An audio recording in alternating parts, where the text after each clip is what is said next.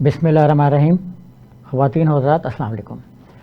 एक तो वही ट्रंप, आपको पता ही है, उसका टैरिफ और बाकी जो इस वक्त दीगर मामला चल रहे हैं। दूसरा टैरिफ टाइप झगड़ा एक और बांग्लादेश और इंडिया के माबैन है। कल तो इंडियन लीडर्स ने यहाँ तक कह दिया है कि अगर इसी तरह के ताल्लुकात हमारे बांग्लादेश के रहे तो हमें चिटागांग पर कब्ज़ा कर लेना चाहिए। ये इंडिया की सोच है। बाकी उन्होंने भी फिर बांग्लादेश पर कुछ टैरिफ टाइप पाबंदियां लगाई हैं जिससे जो सार्क ममालिक हैं उनको उसकी ट्रेड मुतासिर हो सकती है। और इसके बाद फिर जर्मनी में इलेक्शन हुए, लेकिन उसमें कुछ ऐसी खिचड़ी सी पक गई, ऐसी हैंग पार्लियामेंट आई कि अभी तक कोई मजबूत मुस्तहकम हुकूमत नहीं बन सकी। और फिर हम इस पर भी थोड़ी सी बात करेंगे कि ट्रंप के टैरिफ के जवाब में जो अब यूरोपीय यूनियन ने टैरिफ लगाया तो उसके बाद ट्रंप साहब पसपाई इख्तियार करने पर मजबूर हो गए। अच्छा, हमने इस पर कल भी थोड़ी सी बात की थी कि ट्रंप टैरिफ जो है वो 90 दिन के लिए सस्पेंड कर दिया गया, पॉज आ गया, उसमें वक्फा आ गया। लेकिन उस वक्त ये जो ब्लूमबर्ग ने अपने वेबसाइट पर डाला था उसको बहुत ज़्यादा कंट्राडिक्ट किया गया था इंटरनेशनल ग्रुपों ने, और ये कहा था कि ये फेक न्यूज़ है। तो हमने भी कल इस पर इसी तरीके से बात की थी कि ब्लूमबर्ग ने ये कहा है, लेकिन इस पर एक बड़ा मीडिया ये कह रहा है कि शायद ये सही नहीं है। लेकिन अब वाकई ट्रंप के अपने ट्विटर अकाउंट पर भी आ गया कि ये रोक दिया गया 90 दिन के लिए। अब ऐसा क्यों हुआ है, हम इस सारे मामलात पर बात करेंगे। तो सबसे पहले हम ज़ाहिर है चलते हैं वाशिंगटन, जहाँ पे बहुत ज़्यादा खिचड़ी पकी हुई है टैरिफ की। और आज इंटरनेशनल जो स्टॉक मार्केट है उन्होंने सुकून का सांस लिया है, और जो मतलब बहुत ज़्यादा गिरी हुई मंडियाँ थी वो भी 6.7% के ग्रोथ के साथ उन्होंने टेक ऑफ किया है सुबह जब मंडियाँ खुली हैं, स्टॉक मार्केट से खुली हैं। तो एक तो ये है कि जब टैरिफ को पॉज आया तो मार्केट तो स्टेबल हो गई, लेकिन जवाब में टैरिफ जो है वो मुख्तलिफ ममालिक लगा चुके हुए थे। यूरोपीय यूनियन ने, जैसा कल हमने बात की थी इस पर, तो यूरोपीय यूनियन ने भी डिस्कशन करके 20 अरब पाउंड के टैरिफ जो हैं वो उन पर लगा दिए हुए थे। और ये बड़ा हैवी है। इस पर इन टैरिफ में जो उसने मुतादिद अपना इक़दाम किए थे उनमें वो सारी कमोडिटी थी जो डायरेक्ट हिट करती हैं कंज्यूमर को, और उनके ख़ास तौर पर एग्रीकल्चर को। अमरीकी इकॉनमी में और अमरीकी पॉलिटिक्स में एग्रीकल्चर को बड़ी बुनियादी अहमियत हासिल है। आपको याद होगा कि जब यहाँ पे एक स्टीफन सोलार्स ने एक अमेरिका उसमें अमेंडमेंट पेश की थी, स्टीफन सोलार अमेंडमेंट, जिसमें ये कहा गया था कि पाकिस्तान तो कोई पता नहीं न्यूक्लियर वेपन बना रहा है और इस पर पाबंदी आयद कर दी जाए। और फिर साथ ही सदर को इख्तियार दे दिया गया था कि वो इसकी इस्तिस्ना का एक सर्टिफिकेट देगा जिसके बाद पाकिस्तान की इमदाद बरकरार रहेगी। तो वो सर्टिफिकेट देना पड़ा अमरीकी सदर को इसलिए कि उनकी जो एग्रीकल्चर डिपार्टमेंट के लोग थे उनको ये कहना पड़ा, मजबूर हो गए क्योंकि काश्तकारों का प्रेशर था कि हम सस्टेन नहीं कर सकते, हम आगे चल नहीं सकते, हमारी इकॉनमी ख़त्म हो रही है, कनक ले कोई नहीं रहा, क्योंकि उस वक्त तो यूक्रेन फूड बास्केट था पूरे यूरोप की। अमेरिका के लिए हम जैसे ममालिक थे जो उनकी कनक खरीद भी रहे थे और खा भी रहे थे। तो इस माहौल में अमरीकी सदर को पाबंदियां उठाना पड़ गई जो उन्होंने एटमी धमाके के बाद भी इवन लगाई थी। तो ये गंदुम जो है वो बड़ा अहम रोल प्ले करती रही है अमेरिकन पॉलिटिक्स में भी। अब भी क्या हुआ है, अभी ये हुआ है कि जब चाइना को बहुत ज़्यादा कंसाइनमेंट गई अमेरिका के गोश्त की, अमेरिका फूड इंडस्ट्री में जो मीट आइटम है वो बहुत ज़्यादा चाइना को एक्सपोर्ट करता है और चाइना बड़े मज़े से खाता भी है। तो चाइना ने जब इसको सिंपली वहाँ पे ये कह के रिजेक्ट कर दिया कि इसके जो सेफ्टी मेजर्स हैं वो हमें पूरे नज़र नहीं आ रहा, आप इसको वापस ले जाओ। अभी उसने इस पर टैरिफ का कोई मसला खड़ा ही नहीं किया। तो जैसे ये कंसाइनमेंट वापस गई तो अमरीकी, तो आपको पता ही है, फिर कोहराम मच गया वहाँ पे कि अब हमारे ये काश्तकार जो कैसे सस्टेन करेंगे। और फिर साथ ही एक दूसरी बड़ी पाबंदी लगाई सोयाबीन पर यूरोपीय यूनियन ने। शाम तक अमेरिका को इतला मिल चुकी हुई थी कि यूरोपीय यूनियन जो टैरिफ लगा रहा है 20 अरब के, वो उन कमोडिटीज़ को मुतासिर करेंगे जैसे कि सोयाबीन हो गया और फूड आइटम्स हो गए जो मतलब बराह रास्त काश्तकार को हिट करेंगे। और अमेरिका की जो मतलब कैलिफोर्निया और इस तरह की जो रियासतें हैं वो जो चीज़ें इंपोर्ट करती हैं जैसे अपना ये बादाम वगैरह हैं, जो ये ऐसे ड्राई फ्रूट्स हैं, वो बाज़ रियासतें इतना एक्सपोर्ट करती हैं कि मतलब हमसे तो बहुत ही ज़्यादा करते हैं। तो ये इस चीज़ पे जब उनको पता लग गया कि पाबंदियाँ आ रही हैं तो वो उन्होंने इसके दौरान में अपनी पाबंदियों को हटा लिया। लेकिन पाबंदियाँ अनाउंस हो चुकी हुई थी। अब ट्रंप ने अपनी फेस सेविंग के लिए ये कहा कि कुछ अच्छे मुल्क भी हैं जो अच्छे मुल्क हैं हमने उनके साथ जो है ना वो कर लिया हुआ। अब टैरिफ जो है वो सिर्फ चाइना पे रहेगा, और एक दिन में 3 मरतबा टैरिफ ने यूं करके रिवाइज किया, और अब वो इस वक्त जब मैं बात कर रहा हूँ आपसे 125% है, लेकिन हो सकता है कि ये कल तक परसों तक 225 पे ना पहुंच जाए, क्योंकि ट्रंप तो अब उन्होंने एक और बयान दिया कि हम तो सैकड़ों के हिसाब से बढ़ाएंगे टैरिफ जो चाइना पे। लेकिन चाइना को अगर हम देखें तो चाइना इस वक्त बड़ी समझदारी के साथ बात कर रहे हैं। वो कह उसने वहाँ पे ये पॉलिसी बनाना चाहिए कि हम ऐसे मेजर्स दे रहे हैं जिससे इकोनॉमी जो है वो टैरिफ से की जो ये धमकियाँ इनसे फ्री हो जाए, वो अपने आप को उस तरह के अपना मार्केटों में ले जाना चाह रहे हैं इस तरह के मसाइल ही पैदा ना हो कि कल खड़ा होकर कोई कह दे कि टैरिफ इतना हो गया या टैरिफ उतना हो गया, तो वो अननेचुरल टैरिफ के बेस से बचना चाह रहा है। अमेरिका के साथ भी चाइना ने कोई टैरिफ वॉर में नहीं गए, जो ये लफ्ज़ इस्तेमाल हो रहा है टैरिफ जंग, ये अभी भी वॉर नहीं है। चाइना अब भी कोई उसने जो सख्त से सख्त इस लफ्ज़ इस्तेमाल किया वो कहता है strongly opposed, strongly regret, strongly फलाना, इस तरह के मतलब डीपली उनको अफसोस हुआ। तो इस तरह के लफ्ज़ चाइना ने अब भी इस्तेमाल किया, और अभी भी उसने वॉर टाइप लफ्ज़ को इस्तेमाल ही नहीं किया जैसा सोशल मीडिया या इंटरनेशनल लॉबियाँ इस्तेमाल कर रही हैं। ना चाइना दबा है ना डरा है। जैसे जितना टैरिफ अमेरिका ने लगाया 20% पहले से था, बाकी जो लगाता रहा है वो चाइना भी उसका जवाब देता रहा है। अब चाइना का 84% टैरिफ है, जो चीज़ चाइना के अंदर आएगी उस पर, और जो चीज़ चाइना से अमेरिका के अंदर जाएगी उस पर अमेरिका में ने 125% टैरिफ लगाया है। अब देखना यह है कि इससे अवाम कितने मुतासर होंगे। अमेरिका में जो बिलियनियर्स थे, हमने कल भी इस पर थोड़ी सी बात की थी कि जो बिलियनियर्स हैं वो नहीं चाह रहे कि टैरिफ जो है वो बढ़े और टैरिफ से वॉर हो, क्योंकि जब मंडियाँ कोलैप्स करती हैं तो उसमें बड़ा पैसा जो है वो जब छोटे लोग निकालते हैं तो बड़े लोग भी क्रैश कर जाते हैं। जब बड़े लोग मार्केट के साथ मैनूवरिंग कर रहे होते हैं, खेलकूद कर रहे होते हैं, तो वो जीत रहे होते हैं, लेकिन जब अचानक मंडियाँ क्रैश करती हैं तो बड़े लोग भी क्रैश कर जाते हैं। फिर अमेरिका के अंदर एक और भी बात होती रही कि अमेरिका का जो कानूनी ढांचा है वो बहुत ही गैर कानूनी किस्म का है। मैं फिर कहूँगा जो कानूनी ढांचा है उसकी बुनियाद में गैर कानूनियत पाई जाती है। मसलन वो कहते हैं कि कोई गन रनर अगर अमेरिका को बड़ी कंपनियों को बड़े इन्वेस्टमेंट करके कंपनियां जो वो ग्रुप मुशर्रफ जो ग्रुप्स हैं अमेरिकन पार्लियामेंट में, ऐवान ज़ेरी में या सेनेट में, उनको परचेज कर लेंगे तो लॉ अपने हिसाब से बना लेते हैं। वहाँ का लॉ जो है कानून वो पैसों पे बुनियाद रखता है, यानी अगर किसी बड़ी कंपनी ने, पेट्रोलियम कंपनी ने 20-30 कांग्रेसमैन खरीद लिए तो अपना लॉ बना लेगा। इसीलिए अमेरिका में ट्रंप के दौर में जितने भी कानून बने वो सारे के सारे प्रेशर ग्रुप्स को, बहुत ज़्यादा जो बड़े प्रेशर ग्रुप्स हैं उनको सपोर्ट करते हैं, वो पब्लिक को सपोर्ट नहीं करते। लेकिन जब ट्रंप ने ये देखा कि ये जो टैरिफ आया है इससे, उसने तो कहा कि ये अपना सख्त गोली है, कड़वी गोली है, खानी पड़ेगी और आवाम बर्दाश्त करें और स्टूपिड ना बने। तो लेकिन जब इससे बिलियनियर्स मुतासिर हुए, एलॉन मस्क और इस टाइप के दूसरे लोग, जेफ बेजोस और काफ़ी सारे, तो और साथ ही यूरोपीय यूनियन ने ये धमकी दे दी कि मे भी हम सोशल मीडिया पर टैरिफ लगा दें। शुरू में टैरिफ तो उनके ज़्यादातर फूड आइटम्स पर आए, लेकिन अफवाह ये थी कि सोशल मीडिया पे भी आएगा, जिसमें गूगल भी है, ट्विटर भी है, मतलब एलॉन मस्क साहब पे भी आ जाएगा। एलॉन मस्क की कंपनियाँ पहले खसारे से मतलब उनका प्रॉफिट जो लेवल है वो नीचे आ रहा है, तो इसलिए मज़ीद वो तो कोई प्रॉफिट बर्दाश्त नहीं करते। इन लोगों ने भी ट्रंप को समझाने की कोशिश की कि भाई साहब माफ़ कर दें और इसको थोड़ी देर के लिए पॉज कर दें, वरना ट्रंप जो हैं उनकी ये तकरीरें थी कि ये कोई बारगेन करने की चीज़ नहीं है, इसमें कोई कंप्रोमाइज़ करने की चीज़ नहीं है, इसमें रिट्रीट का कोई पहलू नहीं है।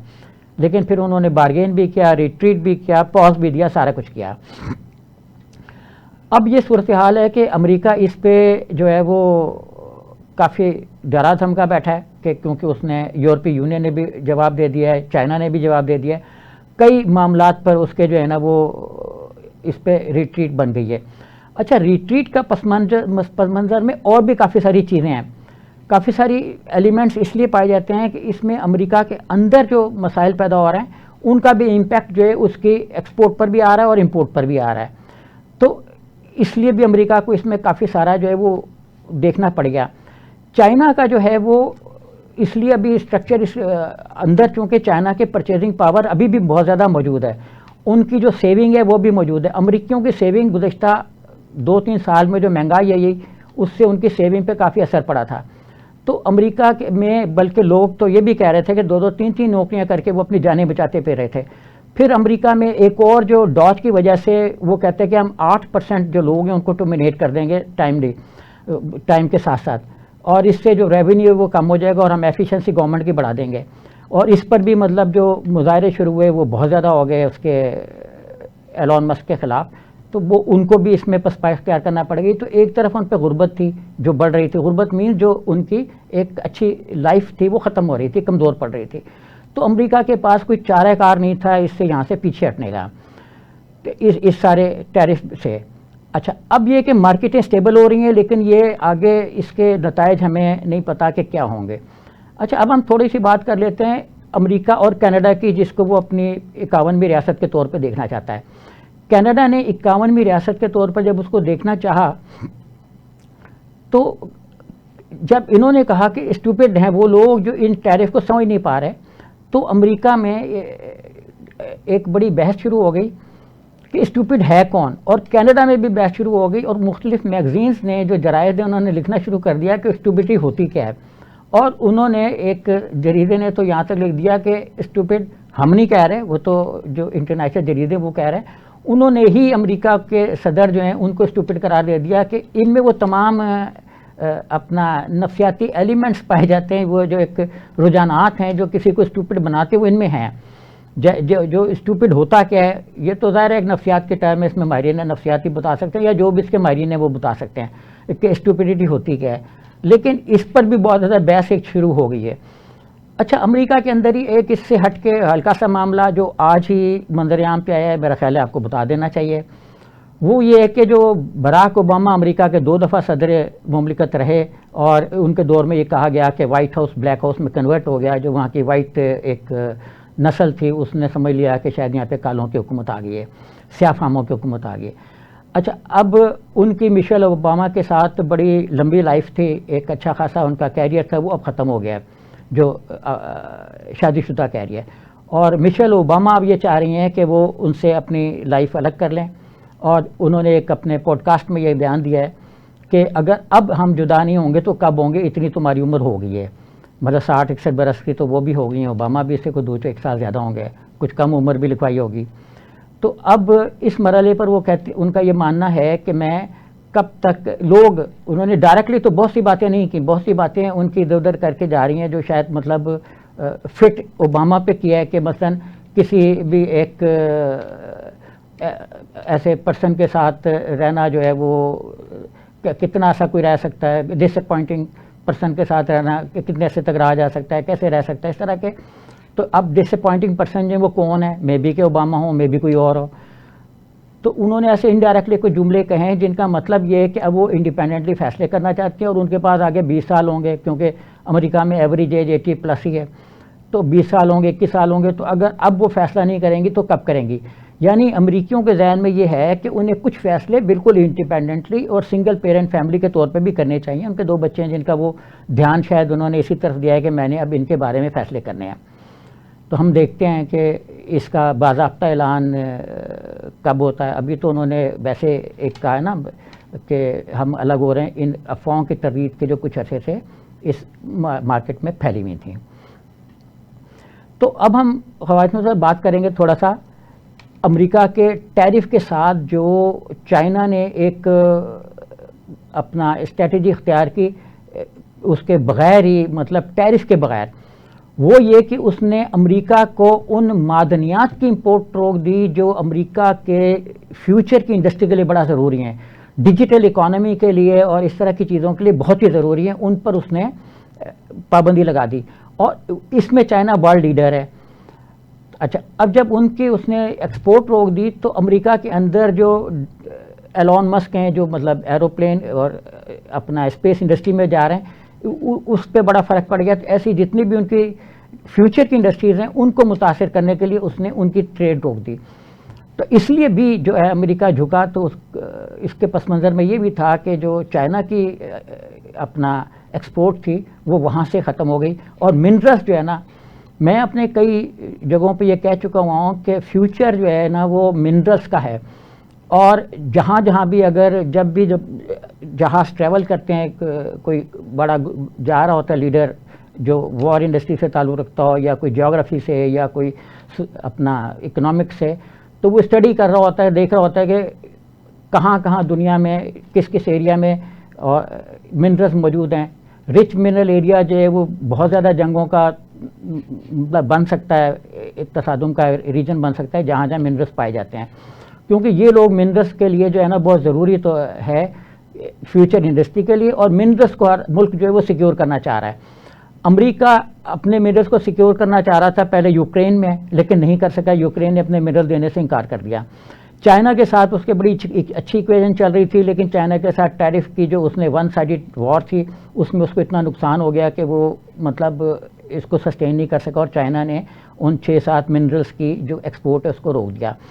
अच्छा, वो चूँकि उनके नाम बड़े मिनरल्स के अजीबो गरीब हैं, अगर आप इजाज़त दें तो मैं उनको देख लूँ, देख के बताऊँ कि उसमें उनके कौन कौन से मिनरल्स हैं जो चाइना ने ब्लॉक कर दिए हैं, जिनकी वजह से अमेरिका की जो फ्यूचर इंडस्ट्री है वो काफ़ी क्राइसिस में है, और उसके लिए बड़ा मुश्किल हो गया है कि वो उनके बग़ैर चल सके। तो इसलिए मतलब अमेरिका को जो है वो झुकना पड़ गया है। अच्छा, अब इन मिनरल्स के नाम हैं डिस्ट्रोसियम DYSPROSIUM, अच्छा gadolinium GADOLINIUM, ल्यूटोटिनियम LUTETIUM, समारियम SAMARIUM, scandium, terbium and और आगे पता नहीं, ये तो बहुत ही मुश्किल है, YTTRIUM। तो इस तरह के मिनरल्स जो मतलब हाई टेक किस्म की इंडस्ट्री में इस्तेमाल होते हैं, वो चाइना उनका वर्ल्ड लीडर है। तो उसने अमेरिका की, जैसे हमने बात की थी बांग्लादेश की ने जो कहा है कि इनकी चिकन्स नेक के इंडिया के जो कुछ रीजन है, तो ये भी इकोनॉमिक्स की नेक के जहाँ पे हाथ आ गया, अंगूठा आ गया चाइना का। अच्छा, इसी से रिलेटेड बात अगर हम इंडिया की तरफ जाते हुए करते जाएं, तो जब इंडिया के सदर ने चाइना में जाके एक बयान जारी किया कि इंडिया की जो 7 रियासतें हैं वो लैंडलॉक हैं और हम उसके एक्सेस देते हैं पानी पर, तो अब उनकी जो इवन एकेडमियाँ जो अपने स्टूडेंट्स को एजुकेट कर रही हैं, उन्होंने ये कहना शुरू कर दिया है कि ये मुमकिन नहीं है कि अब हम बांग्लादेश को छोड़ दें, और ये जो चिकन नेक है जो कहीं 18 किलोमीटर कहीं 20-22 किलोमीटर है, उसको हम अब वसी कर लेते हैं। अब अच्छा, उसके एक साइड पर तो बांग्लादेश है, तो मतलब वो कहना ये चाह रहे हैं कि हम जो बांग्लादेश के एरियाज इंडिया के चिकन नेक्स को अपना जोड़ रहे हैं, उन पर हम कब्जा कर लें। तो ये तो थी कुछ इंटरनेशनल सिनेरियो। थोड़ी देर के लिए इजाज़त दीजिए, थोड़ा सा वक्फा लेते हैं, हम वापस आते हैं, कहीं जाइएगा नहीं। वेलकम बैक, हम वापस आ गए, शायद आप भी आगे होंगे, उम्मीद है। अब हम जाते हैं इंडिया में डॉक्टर शफीक नदवी साहब एक शायर हैं, बड़े ज़बरदस्त उनके शेर हैं, और उनका एक शेर ये भी है कि जितने भी हम सफ़र हैं वो कज़ा के शहर हैं, पहुँचेगा मंजिलों पे कोई कारवां अब ये एक्चुअली इंडिया में जो मुसलमानों की हालत ज़ार है उसके बारे में है, और इसमें उन्होंने ये बताने की कोशिश की है कि जो इंडिया की इस वक्त की मुआशी हिकमत अमली है, उसमें उन्होंने मुसलमानों पे रेड़ी बानों से लेकर हर तरह की जो बिलियनर्स मुसलमान पहले रहे हैं, उन सब के उन्होंने असासे और चीज़ों को छीनना शुरू कर दिए, उनका रोज़गार छीनना शुरू कर दिए, उनको इतना फाइनेंशियली कंटेन कर दिया है कि वो मतलब अब उभर ना सके और घेटोज़ में चले जाएं। अच्छा, अब ये जो एक RSS की हिकमत अमली थी, उसने सबसे पहले तो मुसलमानों को पब्लिक सर्विस कमीशन में अलग किया। इंडिया में हिंदुस्तान में तकरीबन 4,926 आला अफसरों की तादाद थी, और जिनमें से पब्लिक सर्विस कमीशन जो उनका फेडरल गवर्नमेंट का था, मतलब जिसको यूनियन गवर्नमेंट कहते हैं, और यूनियन का जो पब्लिक सर्विस कमीशन है उसके ज़रिए 3511 जो है ना वो तकरीबन अपॉइंट होते थे, और मुख्तलिफ कैटेगरीज में बाकी जो अफसरान है 1415 या इससे कम व बेश थोड़े बहुत ज़्यादा। तो ये जो रियासती पब्लिक सर्विस कमीशन है उनके ज़रिए तरक्की पाते हैं। अच्छा, नुमाइंदगी अगर ना हो, रिप्रेजेंटेशन ही किसी भी चीज़ में मुसलमानों की या किसी भी तबके की ना हो, तो वो इररेलेवेंट हो जाता है, और उसमें उनकी सिलेक्शन जो है वो मिनिमाइज़ होती चली जाती है। यही हो रहा है वहाँ पे, क्योंकि जब पब्लिक सर्विस कमीशन के अंदर मुसलमानों की नुमाइंदगी नहीं हुई तो मुसलमान जो है वो सर्विस में भी नहीं आए, और जितनी भी वहाँ पे आला सर्विस है उसमें मुसलमानों का तनासुब 3% से कुछ कम है, और 100 के करीब जो है मरकज़ी सेक्रेटरीज़ हैं, जिसमें से 3 मुसलमान थे। और मुसलमानों के होने की वजह ये थी कि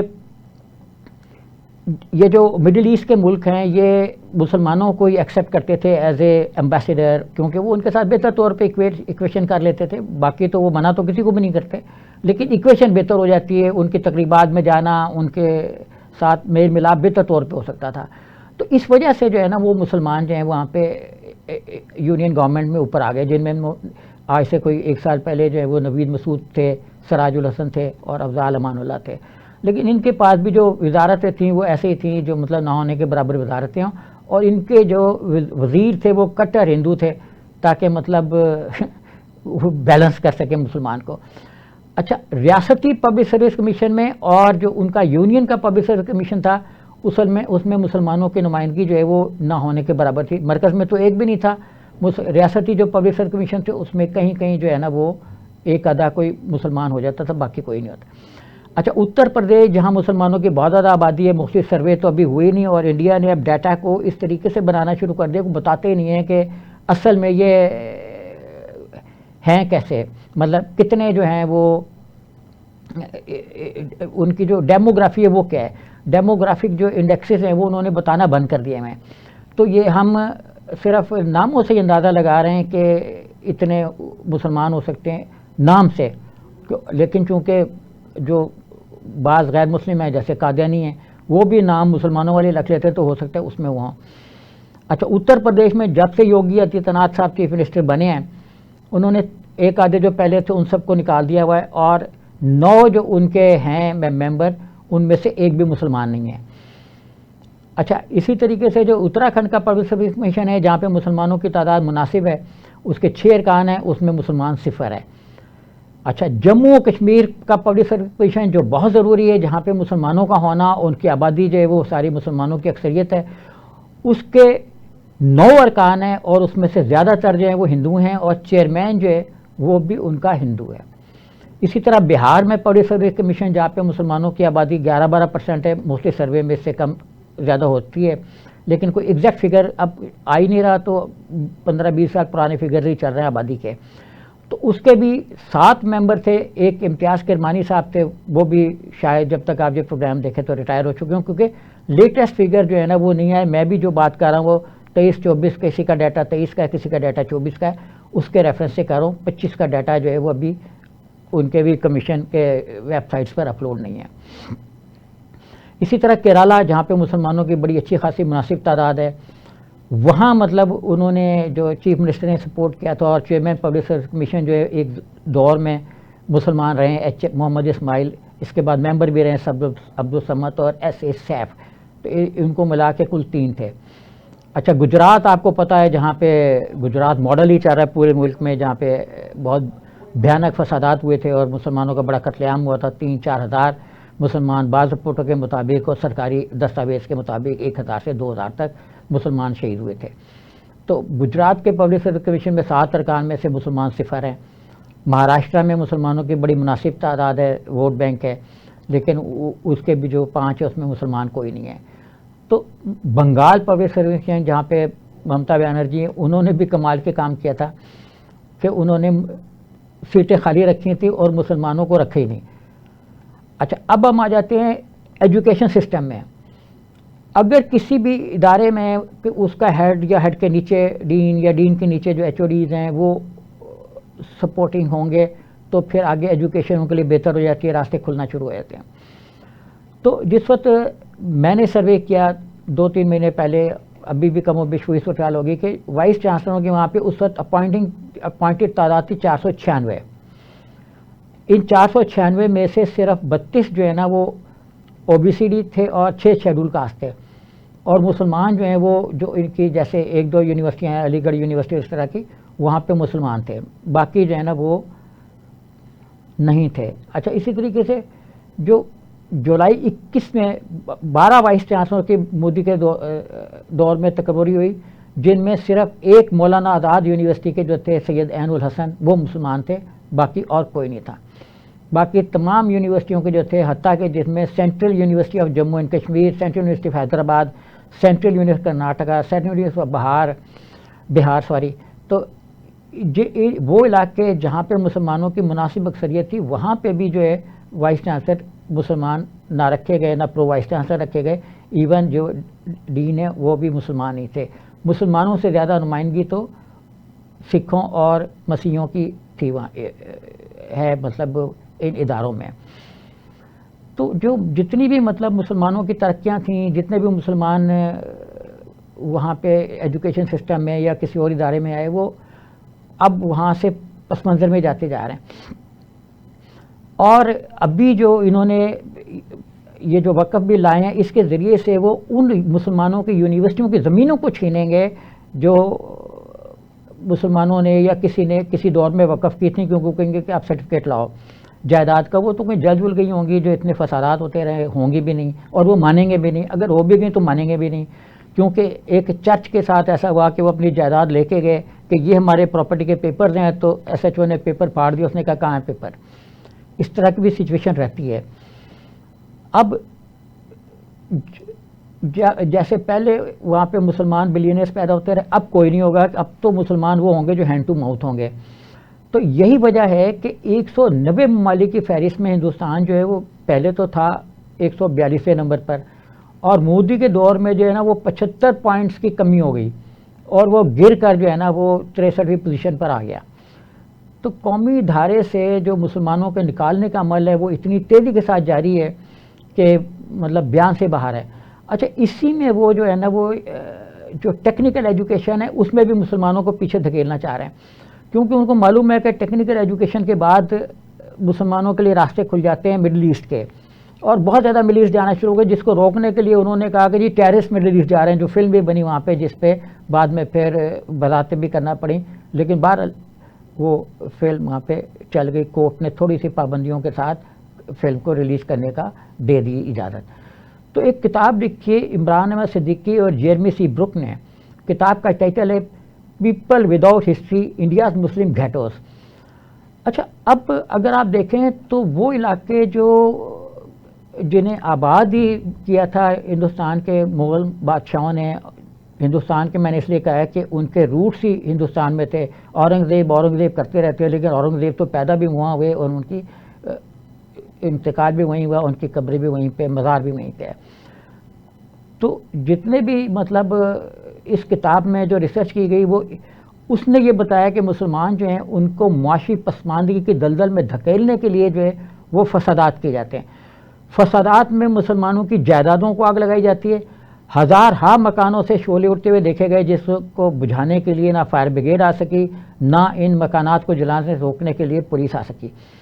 अच्छा, आए रोज़ जो है ना वो एक ये रुझान बढ़ता जा रहा है तेज़ी के साथ कि कहीं ना कहीं कोई ना कोई हिंदू MNA MP पहुँच जाता है। हिंदू से मेन वो वाला हिंदू जो नरेंद्र मोदी की पार्टी में पाया जाता है, वो वाला हिंदू नहीं जो अपना इस वक्त कांग्रेस में, क्योंकि इस वक्त जो कांग्रेस का एटीट्यूड है वो वक़्फ़ बिल पे जो उनके जितने भी मेंबर थे और उनके हलीफ पार्टी में जितने मेंबर थे, वो रात 1:10 तक पार्लियामेंट के अंदर मौजूद रहे ताकि ये बिल पास ना हो सके।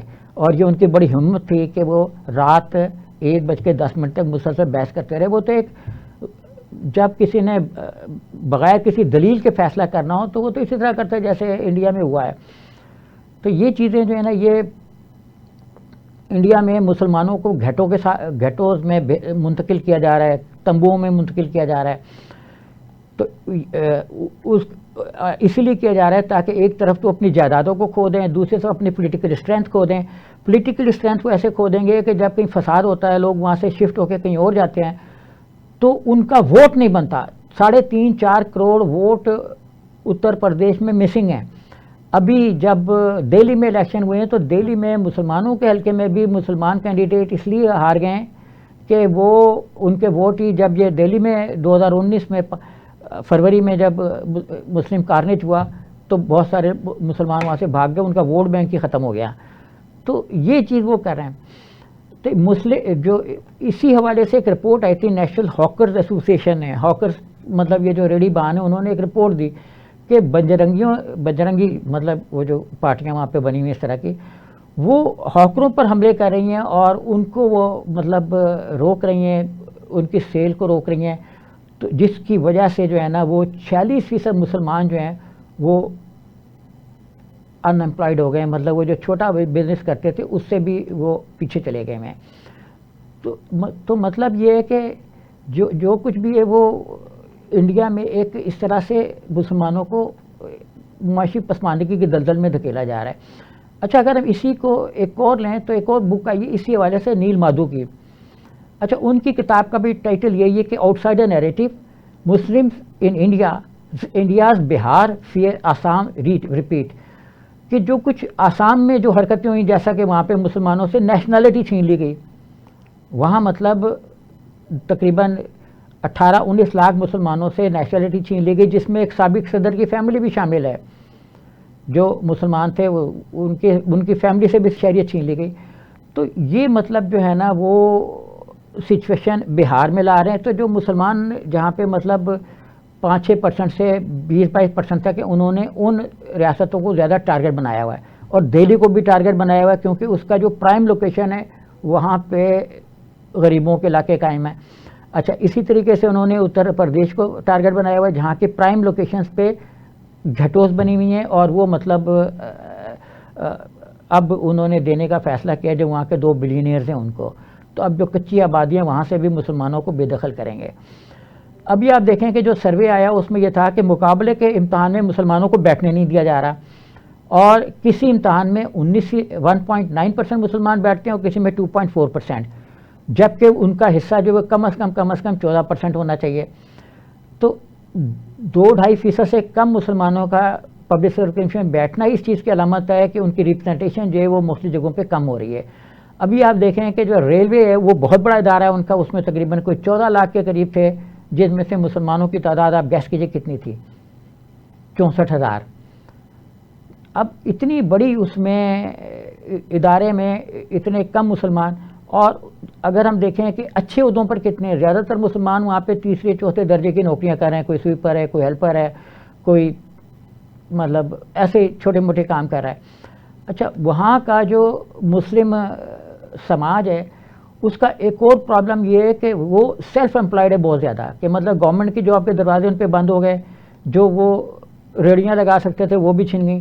तो अब उन्होंने साइकिल रिक्शे जो दुनिया भर में बैन होते जा रहे हैं, दुनिया भर में जो मतलब सार्क ममालिक में बैन होते जा रहे हैं, वो या सिलाई कढ़ाई के मराकज़ या गोश्त की दुकानें करते थे। अच्छा, अब ये शेड्यूल बन गया है, उनका रूटीन हो गई है कि जितनी भी उनके अपने मजहबी त्यौहार आते हैं वो उसमें उन्होंने गोश्त की दुकानें बंद कराना शुरू कर दी हैं। अभी चंद रोज़ पहले जो उनके रामनवमी और इस तरह के जो भी दिन आते हैं उस पर उन्होंने नौरती वगैरह, तो उस पर उन्होंने ऑर्डर कर दिए थे कि जब तक ये जुलूस सड़कों पे रहेंगे तो वो नहीं दुकानें बंद रहेंगी।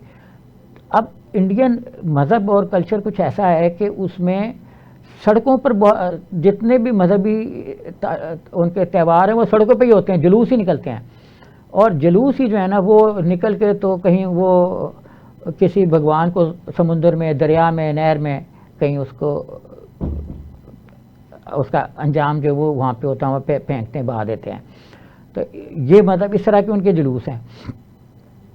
तो हमें ये बात नहीं भूलनी चाहिए कि असदुद्दीन अवैसी ने एक दफ़ा इंडियन पार्लियामेंट में ये बात की थी कि जितने भी मतलब मुसलमानों के इलाके हैं वहाँ कई अशरों में, 2-4 साल तो नहीं, मतलब कई अशरों में ना कोई स्कूल बना, ना कोई हेल्थ इंस्टीट्यूशन बना, बल्कि जो कचरे के डंपिंग माउंटेन्स हैं जहाँ पे पहाड़ बने हुए हैं, तो वो मुसलमानों के इलाके हैं जहाँ कचरा फेंका जा रहा है। और वो ये सवाल भी करते रहे पार्लियामेंट में बार बार कि आपको कौन सी जमहूरियत चाहिए, वो जमहूरियत जिसमें मुसलमानों की आबादी में एक भी स्कूल कायम नहीं किया गया। बाज़ इलाके ऐसे हैं जहाँ 1947 से अब तक एक भी स्कूल कायम नहीं किया गया, और जो पहले से स्कूल कायम किए गए थे वहाँ पे कचरे के ढेर लगा दिए गए। आप कौन से मुसलमान की बात करते हैं? वो मुसलमान जिनके इलाके में कदीम तिब्बी मराकज़ जो मतलब मुग़लों के ज़माने में कायम थे वो भी बंद कर दिए गए। फिर मुख्तलिफ मकामात पर सच्चर कमेटी का बड़ा जिक्र किया जाता है। सच्चर कमेटी ने ये रिपोर्ट दी थी कि ज़ाहिर ये रिपोर्ट 2006-7 में मंजर-ए-आम पे आई थी, लेकिन ये सिचुएशन अब भी चेंज नहीं हुई। सच्चर कमेटी का रेफरेंस मैं इसलिए दे रहा हूँ कि उसको इंडियंस जो हैं वो मानते हैं। अब नरेंद्र मोदी उनसे मुरीफ हो रहे हैं, लेकिन कांग्रेस वगैरह उसको मानती है, और बाकी भी जो लोग हैं इंडिया के जो 60-70% हैं, कांग्रेस इसको, भारतीय जनता पार्टी और उनके हलीफों को निकाल कर सब उसको मानते हैं।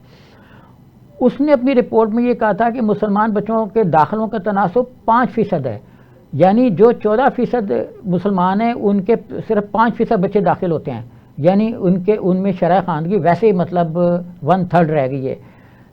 तो यही चीज़ जो है ना, ये चीज़ दूसरे शेड्यूल कास्ट और ट्राइब्स में नहीं है, वो शेड्यूल कास्ट और ट्राइब से भी पसमानदा हैं।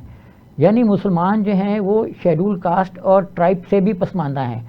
तो इस तरह की अज़ीतनाक सिचुएशन जो है वो मतलब हमने इंडिया में देखी है। और अब देखिए, हमने बात की अमेरिका की, ट्रंप की और इसकी, तो मैं अब इस प्रोग्राम को ख़त्म करना चाहूँगा। ख़त्म करने से पहले मैं फिर ये बताना चाहूँगा, लोग हमारे बहुत परेशान होते हैं टैरिफ पे। ये वॉर तकरीबन ख़त्म हो चुकी हुई है और ख़त्म हो के 90 दिन का जो पॉज आया ये 190 दिन में भी जा सकता है। और ना मैंने पिछले प्रोग्राम में भी अर्ज़ किया था, बल्कि दोनों प्रोग्रामों में अर्ज़ किया था कि हमें इस पर घबराने की ज़रूरत नहीं है, क्योंकि टैरिफ तो उनके अपने शहरियों पे लग रहा है, हमसे तो सिर्फ इंपोर्ट छीन रहे हैं, एक्सपोर्ट के रास्ते ब्लॉक कर रहे हैं, कम कर रहे हैं। और ये चूँकि सब पे हो रहा है, बांग्लादेश जो है वो अमेरिकी कंपनियां बांग्लादेश में बना के बाहर भेज रही थी, तो उन पे टैरिफ हमसे ज़्यादा है, हमसे 3% ज़्यादा टैरिफ बांग्लादेश पे लगा था। तो हम सेफ़ एटमॉस्फेयर में थे। तो अब भी मैं कहूँगा कि हम बहुत सेफ़ एटमॉस्फेयर में हैं और हमें बहुत तसल्ली तशफ़ी के साथ खुश रहना चाहिए। तो कल तक के लिए स्वयं को इजाज़त दीजिए। खुदा हाफिज़।